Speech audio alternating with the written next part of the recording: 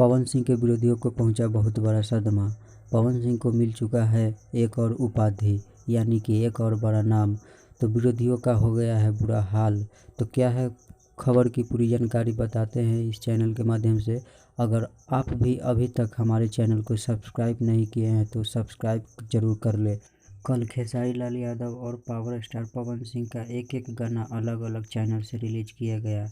वहीं बात किया जाए खेसारी लाल के बारे में तो खेसारी लाल का गाना सुबह 7 बजे रिलीज किया गया, और बात की जाए पवन सिंह की तो वह 10 बजे करीब में गाना रिलीज किया गया, जिसमें पाया गया कि पवन सिंह खेसारी लाल के गाना को पछाड़ते हुए बहुत तेज़ी से आगे बढ़ गया।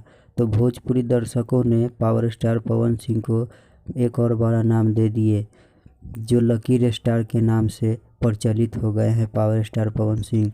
अगर आप भी चाहते हैं पावर स्टार पवन सिंह लगातार रहे ट्रेंडिंग में तो हमारे चैनल को सब्सक्राइब जरूर करें और लाइक कमेंट शेयर करना न भूलें। तब तक के लिए आप सभी को धन्यवाद।